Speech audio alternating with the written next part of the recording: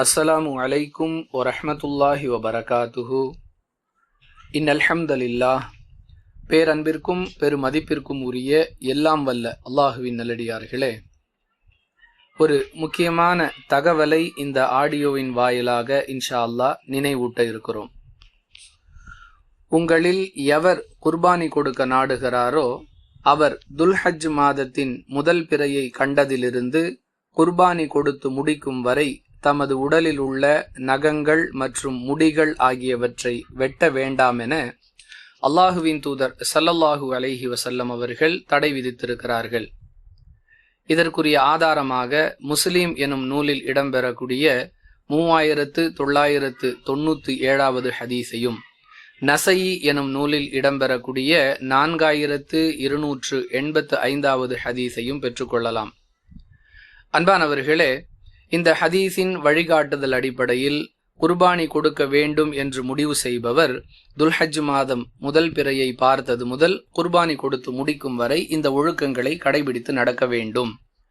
இந்த தகவலை சொல்லும் பொழுது பலரிடம் எழக்கூடிய ஒரு கேள்வி என்னவென்றால், குர்பானி கொடுக்கக்கூடியவர் மட்டும், அதாவது யார் இதை எண்ணுகிறாரோ அவர் மட்டும் நடைமுறைப்படுத்த வேண்டுமா, அல்லது அந்த குடும்பத்தில் உள்ள உறுப்பினர்கள் அனைவருமே இந்த ஒழுக்கங்களை கடைபிடிக்க வேண்டுமா என்பதுதான் அந்த கேள்வி. அன்பானவர்களே, ஹதீஸில் மிக தெளிவான வார்த்தை பயன்பாடு அல்லாஹுவின் தூதர் ஸல்லல்லாஹு அலைஹி வஸல்லம் அவர்களால் நமக்கு அடையாளப்படுத்தப்படுகிறது. குர்பானி கொடுக்க நாடுகிறாரோ ஒருமையில் அல்லாஹுடைய தூதர் அவர்கள் குறிப்பிடுகிறார்கள். அதாவது அந்த குடும்பத்தின் தலைவராக இருக்கக்கூடிய, பொருளாதாரத்தை திரட்டக்கூடிய அந்த நபர்தான் இந்த வருடம் நம்மால் குர்பானி கொடுக்க முடியுமா இல்லையா என்பதை தீர்மானிப்பார். பொருளாதார சூழ்நிலையை பொறுத்து குடும்ப தலைவராக இருக்கக்கூடிய, குடும்பத்துக்காக பொருளாதாரத்தை திரட்டக்கூடிய அந்த ஒரு நபர் தான் இந்த ஆண்டு குர்பானி கொடுக்கிறோமா இல்லையா என்பதை தீர்மானிப்பார். எனவே அவர் மட்டும் இந்த ஒழுக்கங்களை கடைபிடித்தாலே போதும் என்பதைத்தான் நபிகளாருடைய வார்த்தை பயன்பாட்டிலிருந்து நம்மால் அறிந்து கொள்ள முடிகிறது. குடும்ப தலைவர் மட்டும் அதை கடைபிடித்தால் போதும், குடும்பத்தில் உள்ள அனைவரும் நடைமுறைப்படுத்த வேண்டிய அவசியம் இல்லை. இதோடு சேர்த்து இந்த ஆண்டு, அதாவது 2026ஆம் ஆண்டு துல்ஹஜ் பிறையை தேட வேண்டிய நாள் எது என்ற கேள்வி அடுத்து வருகிறது.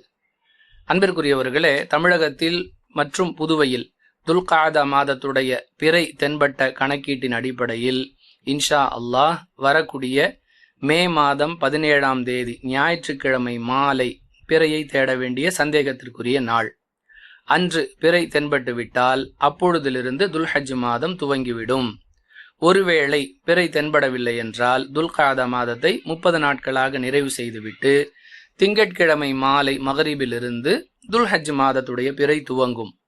ஒருவேளை ஞாயிற்றுக்கிழமை பிறை தென்பட்டு விட்டால் என்ற சந்தேகம் நமக்கு இருக்கிற காரணத்தால் ஞாயிற்றுக்கிழமை மகரிபுக்கு முன்பாக நகம், முடி ஆகியவற்றை களையக்கூடிய பணியை குர்பானி கொடுக்க நாட்டம் கொண்ட ஒவ்வொருவரும் நிறைவேற்றிவிட வேண்டும் என்பதற்கான நினைவூட்டுதலாகவே இந்த ஆடியோ பதிவு.